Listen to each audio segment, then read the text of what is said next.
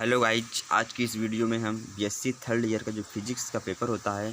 Physics के तीन paper होते हैं। फर्स्ट पेपर होता है, सेकंड पेपर होता है, थर्ड पेपर होता है। तो इसमें हम पेपर फर्स्ट जो होता है उसमें जो हमारा टॉपिक होता है वो होता है रिलेटिविस्टी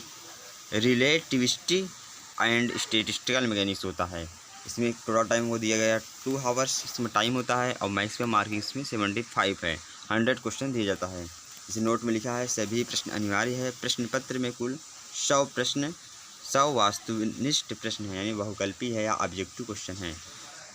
तो ये हमारा पेपर हम देख लिए कैसे पेपर आता है। अब इसे कुछ क्वेश्चन को देख लेते हैं। तो ये हमारा क्वेश्चन है, फर्स्ट क्वेश्चन है 2He3 या 2 हीलियम 3 परमाणु पालन करते हैं। इसमें 4 दिया गया है। मैक्सवेल बोल्ट्जमैन सांख्यिकी, बोस्ट आइंस्टीन, फर्मी डिराक और दोनों Fermi Dirac and boast Einstein दोनों दिया गया है। इसमें हमको 4 ऑप्शन दिया गया है। इस 4 ऑप्शन में एक ऑप्शन ही करेक्ट होगा। इस क्वेश्चन को हम डिस्कस कर लेते हैं। जो हमारा 2 हीलियम 3 है, जो ये पावर 3 है ऊपर, ये हमारा बताता है एटॉमिक मास बताता है। तो यहाँ हम जो S3 होगी वो 2s+1 की वैल्यू होती है। 2s+1 = 3। जो हमारा S है यहाँ से स्पिन है, तो हमारा स्पिन निकल जाएगा। स्पिन निकल जाएगा तो हम बता सकते हैं कौन सी सांख्यिकी में है ये। तो इसका हम स्पिन निकालेंगे S, तो ये 3+1 हो जाएगा -1, 3 - 1 तो 2/2। तो इसकी जो स्पिन है वो इंटीजर आई है, या इसकी जो स्पिन है वो 1 आई है। 1 आई है तो इसमें तो बोस आइंस्टीन जो सांख्यिकी होता है इसका जो स्पिन होता है 0 होता है, या तो पॉजिटिव इंटीजर होता है। और फर्मी डिराक में हाफ इंटीजर होता है। तो हमारा इसका आंसर डी हो जाएगा। फर्स्ट का आंसर डी करेक्ट होगा, बोस आइंस्टीन सांख्यिकी। सेकंड क्वेश्चन देख लेते हैं। जो बोस आइंस्टीन वितरण नियम है, बोस आइंस्टीन जो वितरण नियम है उसमें जो हमारा Ni होता है, नंबर ऑफ स्टेट्स होता है, Ni = GI/e⁴ + बीटा EI-1 होता है। तो इसका ऑप्शन हमारा क्या हो जाएगा? ऑप्शन थर्ड इसका करेक्ट आंसर हो जाएगा। और फर्मी डिराक में +1 होता है, तो हमारा इसका सेकेंड का ऑप्शन सी करेक्ट आंसर होगा। फोटान का चक्रण या स्पिन होता है, फोटान का जो स्पिन होता है वो 1 होता है। तो इसमें हमारा 3/2, इसमें 1/2, इसमें 0, इसमें 1 लास्ट वाले में। तो हमारा आंसर डी करेक्ट आंसर हो जाएगा। ठीक, नेक्स्ट क्वेश्चन दिया गया है 4 बोसान को 3 कोषों में वितरित करने के कुल कितने तरीके होंगे? तो नंबर कितने उचित तरीके होंगे? जो तरीके होंगे यानी तो प्रोबेबिलिटी निकालना हमको, प्रायिकता कितना हो सकता है। तो प्रायिकता जो होता है बोस आइंस्टीन के लिए वो होता है, हम निकालते हैं बोस आइंस्टीन के लिए, तो होता है Ni + GI -1, Ni + GI -1 का फैक्टोरियन अपॉन Ni का फैक्टोरियन इंटू GI -1 का फैक्टोरियन। या हम Ni = 4 लेंगे, GI = 3 लेंगे, इस इक्वेशन में रख देंगे तो हमें को जो प्रोबेबिलिटी है यानी कितने तरीके होंगे वो आंसर आ जाएगा। तो इसको मैंने सॉल्व किया था, हमारा आंसर आएगा 15 यानी 15 आएगा। तो 4 का option D is correct answer. अब देख लेते हैं next question, question number 5। 3 fermion को 4 कोषों में वितरित करने के कुल अलग अलग कितने तरीके होंगे? ये फर्मियान का हमको यानी फर्मी डिराक जो हमारी सांख्यिकी है, फर्मी डिराक से इसको सॉल्व करेंगे हम। तो फर्मी डिराक के केस में जो होता है हमारा प्रायिकता या जो प्रोबेबिलिटी होती है फर्मी डिराक के केस में वो होती है हमारी GI का फैक्टोरियन अपॉन Ni का फैक्टोरियन GI -Ni का फैक्टोरियन, ये होता है हमारा। इस इक्वेशन में हम रखेंगे तो हमको आंसर इसका मिल जाएगा।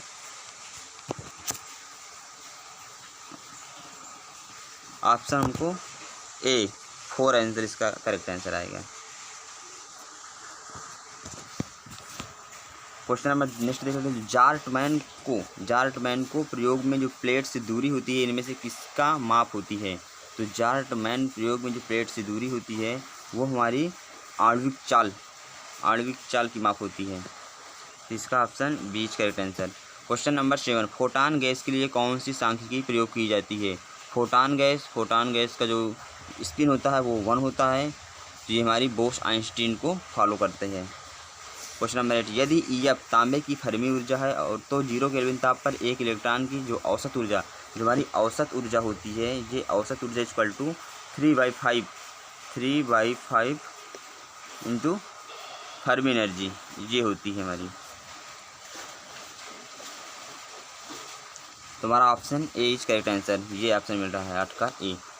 क्वेश्चन नंबर 9 देख रहे थे, इनमें से किस कण के लिए तरंग फलन असममित या एंटी साइमेट्रिक होगा? तो अल्फा कण के लिए होता है, अल्फा कण के लिए। क्वेश्चन नंबर 10, फर्मी डिराक सांख्यिकी के बारे में से निम्नलिखित में से कौन सा कथन सत्य है? तो इसका आंसर हमारा होगा GI ग्रेटर देन होगा NI से। क्वेश्चन नंबर नेक्स्ट, कला आकाश में किसी एक विमीय आवृत्ति दोलक का जो पथ होगा वो हमारा दीर्घवृत्त होता है। Option B correct answer. अब नेक्स्ट क्वेश्चन देख लेते हैं।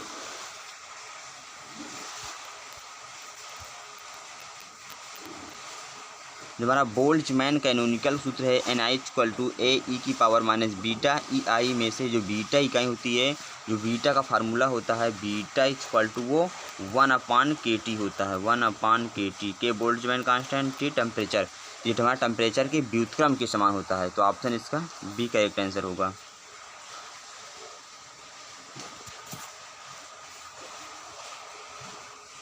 इनमें से कौन सत्य है? क्वेश्चन नंबर 13 हमारा है, इनमें से कौन सत्य है? जो हमारी PE के जो फंक्शन होता है, प्रोबेबिलिटी का जो फंक्शन होता है, वो हमारा डायरेक्टली प्रोपोर्शनल टू होता है। तो option A is correct answer.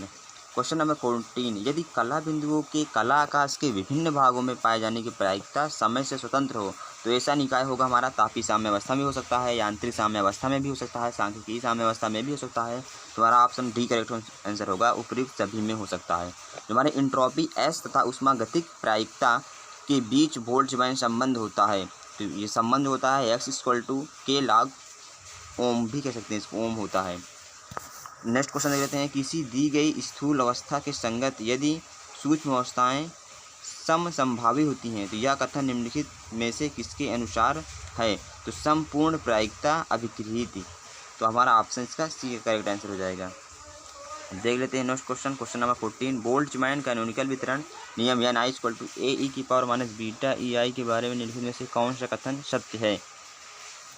तो क्वेश्चन नंबर था हमारा 17, बोल्ट्जमैन कैनोनिकल वितरण नियम या NI=AE⁻β EI के बारे में निम्नलिखित में से कौन सा कथन सत्य है? तो जो कम ऊर्जा वाले कोषों में अधिक ऊर्जा वाले कोषों की तुलना में कणों की संख्या अधिक होती है। जो कम ऊर्जा होगा उसमें कणों की संख्या अधिक होगी, जो अधिक ऊर्जा होगी उसमें कणों की संख्या कम होगी। तो आपसे इसका हमारा ए करेक्ट आंसर हो जाएगा।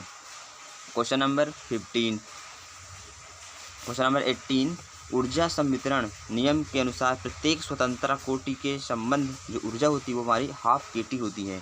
इसका ऑप्शन बी करेक्ट आंसर हो जाएगा। अब क्वेश्चन नंबर नेक्स्ट देख लेते हैं। 1.1 × 10⁻20 जूल अंतर वाले दो ऊर्जा स्तरों के लिए 400 केल्विन ताप पर जो अनुपातिक प्रायिकता होती है, इसको हम सॉल्व करेंगे तो हमारा E⁻², इसका यानी ऑप्शन डी करेक्ट आंसर आएगा। किसी n कणों वाले निकाय जिसके लिए स्वतंत्रता कोट 2F हो, कला स्पेस या फेज स्पेस होगा। तो हमारा 2F उसकी स्वतंत्रता कोटि है, n कण है तो जो हमारा मल्टीप्लाई हो जाएगा, तो हमारा होगा 2FN विमीय। असीम या एब्सोल्यूट निर्देश तंत्र का विचार किसने दिया? सर्वप्रथम इसको गैलीलियो ने दिया था। तो हमारा आंसर हो जाएगा गैलीलियो। लंबाई में संकुचन के लिए सही सूत्र है, जो हमारा लंबाई में संकुचन होता है वो होता है L=L0√1 - v²/c²। ना हमारा ऑप्शन ए करेक्ट आंसर है, ना ही तो ऑप्शन बी है। अब नेक्स्ट ऑप्शन देख लेते हैं। जो हमारा ऑप्शन सी है वो है ऑप्शन सी, जो हमारा है L=L0√1 - v²/c², यही हमारा करेक्ट आंसर होगा। तो इसका ऑप्शन सी करेक्ट आंसर हो जाएगा। अब देख लेते हैं नेक्स्ट क्वेश्चन। जो हमारा क्वेश्चन नंबर है 23, द्रव्यमान रहित कण का जो वेग होना चाहिए वो हमारा वेग अधिक होता है, द्रव्यमान रहित को वेग अधिक होता है सी से। तो हमारा ऑप्शन सी इसका करेक्ट आंसर हो जाएगा। नेक्स्ट क्वेश्चन देख लेते हैं। फोटान का जो संवेग होता है, फोटान का जो संवेग होता है, अभी हम फोटान का जो फार्मूला होता है फोटान का जो संवेग होता है यानी मोमेंटम या पी से लिखते हैं संवेग को, तो P=H/λ होता है, H/λ। तो यहाँ पे हमारा जो लेमडा की वैल्यू होती है, λ वो होती है हमारी C/न्यू। न्यू क्या हमारी फ्रिक्वेंसी है, तो यहाँ लेमडा की वैल्यू हम इसको पुट करेंगे तो हमारा क्या आ जाएगा, 1/λ करेंगे तो हमारा न्यू/c, तो हमारा आ जाएगा ये H न्यू अपॉन सी। तो हमारा एच यहाँ प्लॉन्क कांस्टेंट है, न्यू हमारी फ्रिक्वेंसी है, सी स्पीड ऑफ लाइट है, यानी प्रकाश की चाल है। तो हमारा ऑप्शन क्या होगा, डी होगा इसका, एच न्यू अपॉन सी। तो हमारा इसका ऑप्शन डी करेक्ट आंसर हो जाएगा। 25 क्वेश्चन नंबर है, इलेक्ट्रॉनों की जो विराम ऊर्जा होती है वो हमारी 0.51 मेगा इलेक्ट्रॉन वोल्ट होती है। तो ए इसका करेक्ट आंसर हो जाएगा। जब किसी वेग सी को दूसरे वेग सी से जोड़ा जाता है तो जो हमारी परिणामी वेग होती है, परिणामी वेग हमारी सी ही रहती है, सी ही होगा। इसको आप सॉल्व भी कर सकते हैं। नेक्स्ट क्वेश्चन हमारा है, किसी गैस से गतिमान होने पर इलेक्ट्रॉन का जो द्रव्यमान है उसके विराम द्रव्यमान का 3 गुना होगा। कह रहा है हमारा क्वेश्चन, किसी वेग से गतिमान होने पर जो इलेक्ट्रॉन का द्रव्यमान है उसके विराम द्रव्यमान का 3 गुना। जो इलेक्ट्रॉन का द्रव्यमान है m इक्वल टू विराम द्रव्यमान का 3 गुना, विराम द्रव्यमान है हमारा m नॉट, 3 गुना ये है, यहाँ 3 का मल्टीप्लाई करेंगे हम, तो यहाँ हमारा जो फार्मूला होता है m equal to m not root upon root 1 minus v square upon C square equal to हमको दिया है ये 3m नॉट, क्वेश्चन में गिवन था। तो यहाँ हमारा 3 m नॉट से m नॉट कैंसिल आउट हो जाएगा, तो यहाँ से हमारा जो आएगा वो कितना आएगा, तो 1 माइनस वी स्क्वायर अपॉन सी स्क्वायर की वैल्यू, यानी 1 माइनस वी स्क्वायर अपॉन सी स्क्वायर की जो वैल्यू होगी वो हमारा आएगा यहाँ से 1/9 आ जाएगा। तो यहाँ से हमारा जो वी स्क्वायर अपॉन सी स्क्वायर की वैल्यू होगी वो 1 माइनस 1/9 की जो वैल्यू होगी वो हमारा we square upon C square आ जाएगा, वी स्क्वायर अपॉन सी स्क्वायर। इसको हम सॉल्व करेंगे तो 9 एलसीएम ले लेंगे तो ये हमारा 8 आ जाएगा, यहाँ होगा हमारा we square upon C square. अगर वी अपॉन सी की वैल्यू निकालेंगे हमारा तो क्या आ जाएगा, वी अपॉन सी की वैल्यू निकालेंगे इसका रूट ले लेंगे तब ये हट जाएगा, इसका जो वर्ग है। तो हमारा आ जाएगा 2√2/3 इक्वल टू वी अपॉन सी। तो यहाँ मल्टीप्लाई करेंगे हमारा तो 2√2 सी, यानी वी की जो वैल्यू होगी यहाँ से जो हमारी 2√2/3 सी इक्वल टू वी आएगा। तो हमारा ऑप्शन है इसका करेक्ट आंसर हो जाएगा।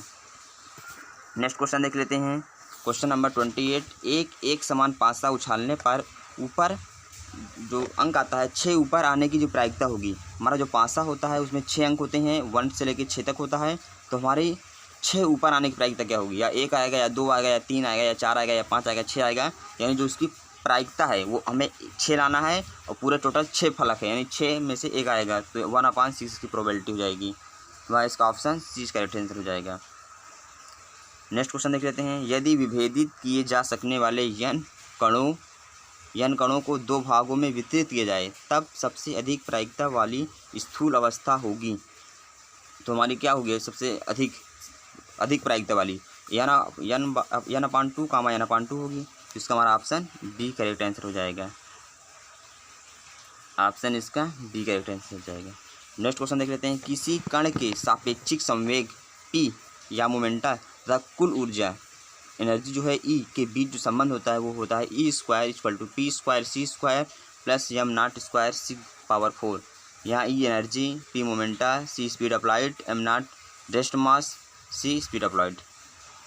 नेक्स्ट क्वेश्चन देख लेते हैं, 8 एक जैसे सिक्कों को बहुत बार उछाला जाता है, सबसे कम प्रायिकता वाले संयोग की प्रायिकता क्या होगी। तो जो हमारा सिक्का होता है उसमें 2 फलक होते हैं, या तो हेड आएगा या टेल आएगा। तो यहाँ हम 1/2 को कितनी बार उछाला जाता है, 8 बार, 2 की पावर 8 कर देंगे तो 2 की पावर 2 × 2 × 2 8 बार को मल्टीप्लाई करेंगे तो हमारा आंसर आ जाएगा 1/256। नेक्स्ट क्वेश्चन देख लेते हैं, एक स्थूल अवस्था में सूक्ष्म अवस्था होती है, एक स्थूल अवस्था में जो सूक्ष्म अवस्था होती है उसका उष्मागतिक प्रायिकता, यानी ऑप्शन इसका एक करेक्ट आंसर हो जाएगा। 4 अणु A, B, C, D को 2 कोष I तथा J में विभाजित करना है, कुल कितनी स्थूल अवस्थाएं संभव होंगी। तो इसका 5 संभव हो सकती हैं। नेक्स्ट क्वेश्चन हमारा है, समपूर्ण प्रायिकता सिद्धांत का अर्थ है अभिगम में सूक्ष्म अवस्थाओं की प्रायिकता जो है समान होती है। तो इसका हमारा ऑप्शन एक करेक्ट आंसर हो जाएगा। अब देख लेते हैं नेक्स्ट क्वेश्चन। जो हमारा नेक्स्ट क्वेश्चन है, एक सिक्कों को 10 बार उछालने पर हर बार शीर्ष पर आने की प्रायिकता क्या होगी। सिक्के में या हेड आएगा या टेल आएगा, तुमसे ये शीर्ष पूछा है, कुछ नहीं शीर्ष यानी हेड पूछा है। तो 1/2 की पावर 10, तो आंसर हो जाएगा हमारा 1/2 की पावर 10। जो हमारा माइकलसन मोर्ले प्रयोग आधारित था वो प्रकाश के व्यतिकरण पर आधारित है, प्रकाश के व्यतिकरण पर। नेक्स्ट क्वेश्चन है, इनमें से कौन सा असत्य है? तो जो लिथियम आयन होता है 3Li+7 वो फर्मियान नहीं होगा, क्योंकि इसका जो स्पिन होगा वो इंटीग्रल आएगा, हाफ इंटीग्रल नहीं आएगा, तो ऑप्शन है इसका right answer. Next question, Fermi फलन, जो फर्मी फलन का फार्मूला होता है F=1/e⁻⁻⁰ ऑप्शन इसका एक करेक्ट आंसर हो जाएगा। नेक्स्ट क्वेश्चन, जो हमारी एनर्जी है EF फर्मी एनर्जी इक्वल है और टेम्परेचर 0 केल्विन पर फर्मी फलन का जो मान होता है वो 1 होगा। प्लांक दोलित्र की जो औसत ऊर्जा होती है वो hν/e⁻hν/kT-1। चिरसम्मत सांख्यिकी में वितरण नियतांक जो होता है Ni/Gi की वैल्यू बहुत कम होती है 1 से। इनमें से कौन सा सत्य है? जो बीटा की वैल्यू होती है 1/kT होती है, तो इसका ऑप्शन बी करेक्ट आंसर हो जाएगा।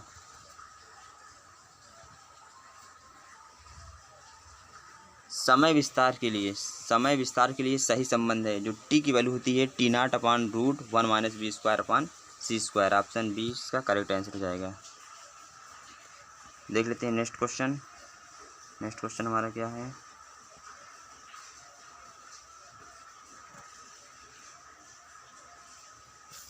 इलेक्ट्रॉन का जो विराम द्रव्यमान है वो 9.1 × 10⁻13 1 किलोग्राम है।